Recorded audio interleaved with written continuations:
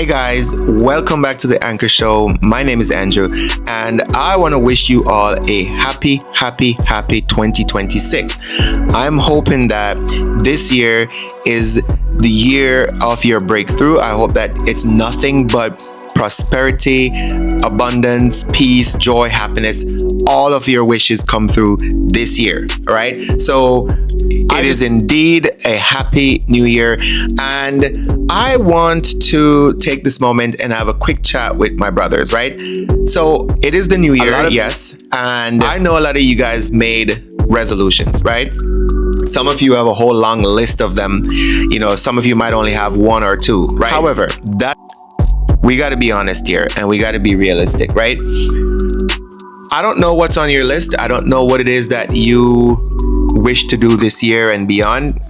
Some of us want to improve our health, you know, some of us want to travel, some of us want to make more money, you know, etc., etc. However, my question is, how many of you guys have made your mental health and your overall mental well-being a priority? How many of you guys have made that your number one resolution, not just for this year, but for the rest of your life, right? I'm really curious, right? So if you've made prioritizing your mental well-being one of your resolutions, then kudos to you. If you've not, I want to talk to the guys who have not. In fact, I'm talking to everybody, right? So if you've not made prioritizing your mental well-being one of your New Year resolution, then you need to go ahead and add that to your list, right? Because guess what? Hurt men can't parent effectively. Hurt men can't love effectively. Also, hurt men cannot receive love effectively, right? That's not just my opinion. That's not just something that I'm coming up with. It's the truth. It's the fact. It's reality, right? If you're hurting emotionally, spiritually, you know, in any kind of way, that hurt is going to manifest itself in your behavior, right? And oftentimes those behaviors are negative. They come off as negative, you know, whether it is that you're short with people, you're more angry than before, you're more aggressive than before, maybe you shut down, maybe you just don't want to speak to anybody, maybe you take on unhealthy habits, you know, excessive drinking, you know, drug use, whatever it might be, right? Those are some of the things that come as a result of people that are hurting and fail to address it. So therefore, if you intend on achieving and accomplishing any big goals that you set out on achieving, make sure that you're putting your mental well-being as one of those goals. In fact, that should be your number one goal, the number one priority, right? Because if you are well mentally and you're well physically, right, who's going to stop you? Nothing or no one. Only you can stop you, right?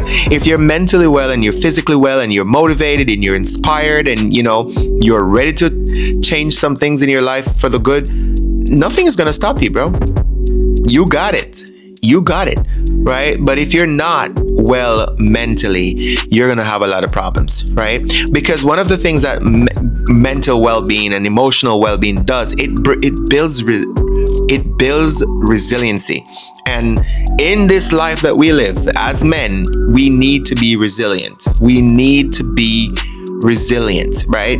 That resiliency is going to keep us going. It's going to keep us moving forward. No matter what it is that we're experiencing, it's going to help us to just keep pushing through it. Work through whatever it is that we face or that we have to deal with, right? We have to be resilient. And mental resiliency is the best form of resiliency. How many people you know that are gym junkies, ripped, they stay in the gym, fit as a freaking horse, and then you hear that they die by suicide, and you're shocked, like, man, I didn't know, you know, he was so this and he was so that, you know, I had no idea. You know why? He's physically resilient, but he's not mentally or emotionally resilient. And that's the reason why that happens. So we have to build on our mental and emotional resiliency. How do we do that? You say, okay, sure, that's a great idea. How do you do that? All right. Well, you can go about it a few different ways. The first thing you could do is do a self-assessment, right? If you are honest enough with yourself, you could do a self-assessment and you can look at how you handle situations. Look at how you handle disappointments. Look at how you handle conflict. Look at how you talk to your spouse. Look at how you talk to your children, right? Ask yourself, are you mentally well? Am I emotionally well? Am I emotionally stable? Right? You can do that self-assessment. Ask the people around you. They'll tell you. They'll be honest and tell you the truth, right? And you can assess and judge from that.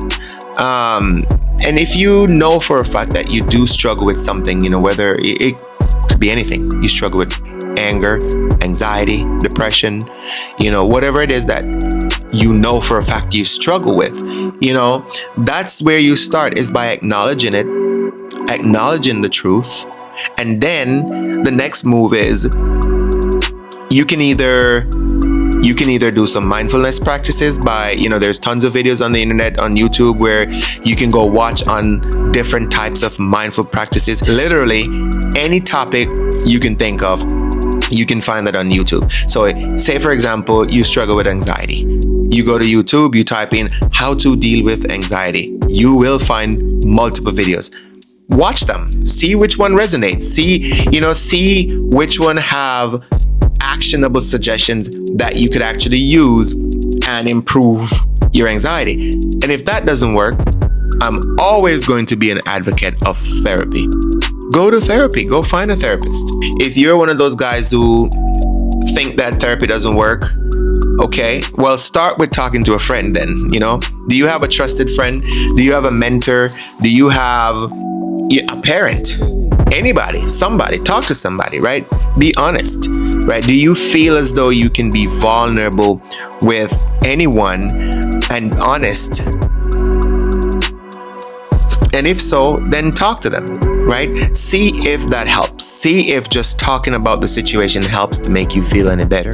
And see if maybe they'll make some suggestion or give you some advice that you could, apply, and that might help you to also feel better and just change the way how you go about things, right? If that doesn't work, then go and find a therapist. That's okay. For anyone who talks down on men going to therapy, or just people in general going to therapy, I'm here to tell you that it's okay to have your own opinion. That's fine, right? I'm not going to knock you. You can have your own opinion, but I'm going to tell you that therapy works. Now, for those of you who maybe one of your resolution is to start going to therapy, I'm going to tell you the honest truth about therapy. Therapy on its own, or a therapist, is not going to change or fix you. No one can. Change, growth, evolution, fixing, all of that lies within you, within me. It's all our individual responsibility. Nobody can change me. Nobody can change you. However, I can change myself and you can change yourself, right? So, because the therapist is going to help. They're going to help you to unpack your traumas, your past, whatever it is that is the root cause of your current struggles. They're going to help you to identify those things if you haven't already identified them. They're going to help to guide you with best practices, how to address these issues and how to navigate and function while dealing with these issues, right? But at the end of the day, the work, the effort is 100% on you, not the therapist. So if you've never been to a therapist before and this is going to be your first time, this is your resolution, you're excited, you're looking forward to it, I want you to go in with the mindset and the understanding that, first of all, you need to be open-minded, because if you're not, then don't even bother. So you need to be open-minded. Okay, first thing. And then you also need to keep in mind that any suggestion, any advice, any recommendations, the work is going to come from you, right? So as we are getting ready to start implementing our New Year's resolutions and, all the changes we want to make and all the improvement that we want in our lives, that is fantastic. But please be sure that we are incorporating mental well-being as part of our New Year's resolution.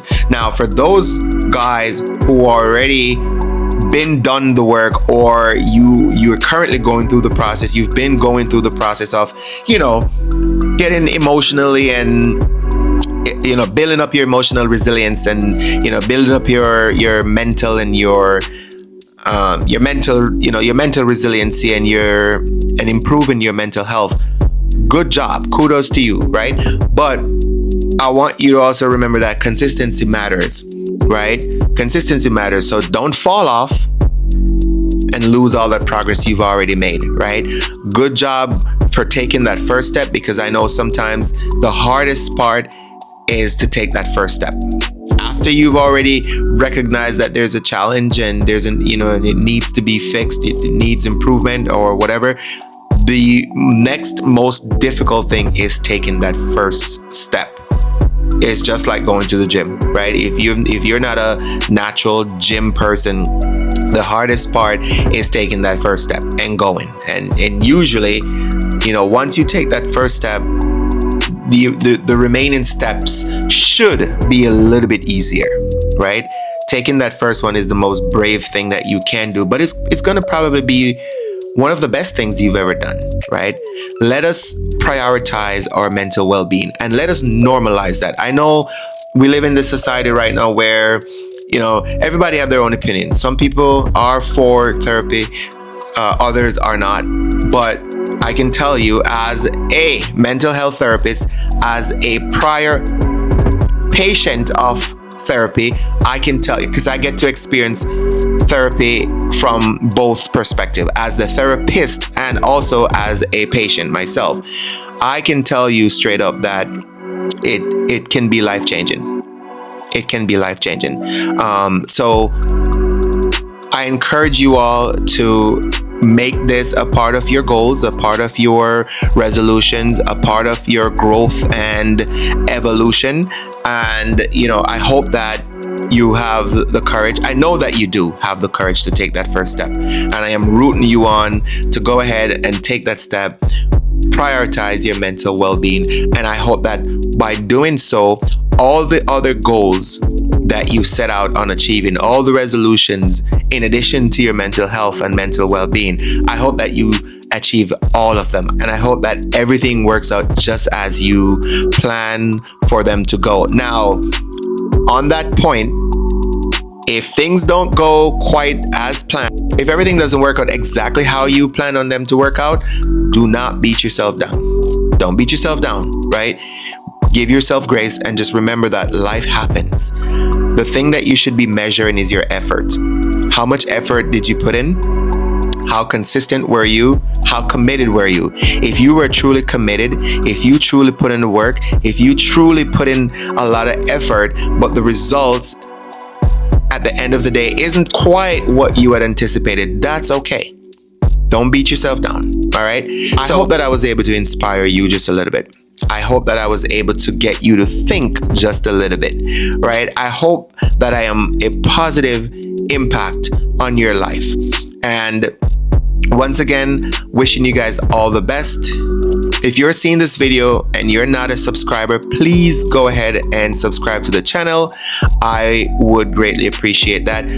Turn on the notification bell as well, so you are notified each time when I post a new video, which is every Tuesdays and Thursdays at 4:44 p.m. All right. So best of wishes to you guys for this year and beyond. And as always, let us continue to grow, evolve, and transform into the best version of ourselves. Peace.